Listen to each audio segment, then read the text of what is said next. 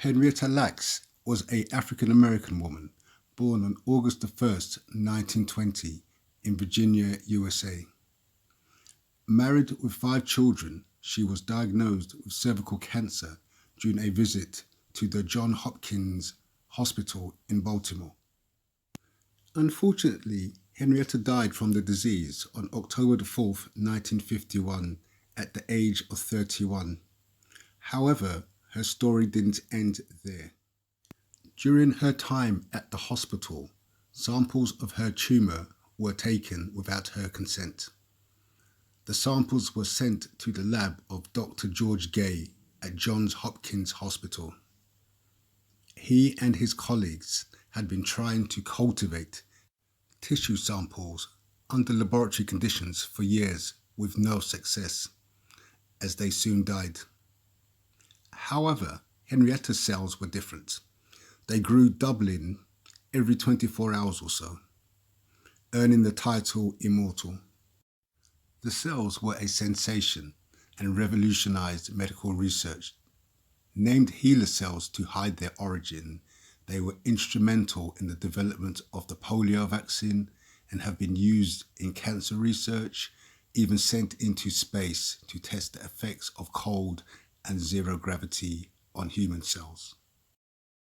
Lacks, the billions of dollars her cancer created was something the medical industry didn't want her family to know. This sounds like the plot of a blockbuster movie. Unfortunately, it's not science fiction but science fact. It is not well publicized, but nevertheless it is a fact that there is more genetic variety amongst Africans and the African diaspora than any and all other races combined. This dates back to the supervolcano eruption at Toba 75,000 years ago, when the world population was reduced to 10,000 individuals, mainly in Africa, causing a genetic bottleneck. Humanity's population increased as it had done before, and people spread out of Africa, recolonizing the world. The human genetic reservoir remained in Africa, where it still resides. This is Africa's greatest yet least acknowledged resource. Multinationals are in Africa harvesting this treasure trove to develop new medicines and treatments with little acknowledgement and done clandestinely. Rest in peace, Henrietta Lacks. You are but one of the many of our people that possess genetic vitality, and long may we remember you.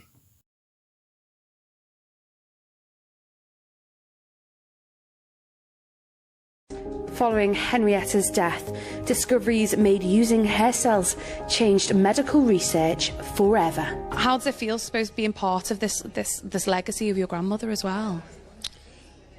Well, as far as cells, it feels great to be a part of the legacy because their cells have done so much for the world. You know, it's hard to take away from that. Without her cells, millions and millions of people around the world wouldn't exist because it might not be no polio vaccine, might not be in vitro fertilisation, might not be a lot of things because of her. So for what happens, we're eternally grateful. And like I said, when they took the cells, they was taking cells from everybody who came. So I find the most egregious part of the situation is the lack of communication. The family didn't know about the cells for 20 years. But the fact that when you had those cells, you knew right away that they were special within a week or so because they did what no other cells did. They lived when everything else died. How have your family dealt with this since learning this information? Well, I guess the different family members have a different take on it. I think it's more so of the grandchildren that's trying to, move in a positive direction and take our grandmother's story and just try to use it as a platform to talk about, bring awareness to her story, to talk about consent, informed consent, to talk about clinical trials, to talk about health equity. So I guess, we just trying to do what we can to make sure that we keep on that straight path to speak about our grandmother's story, her contributions to science.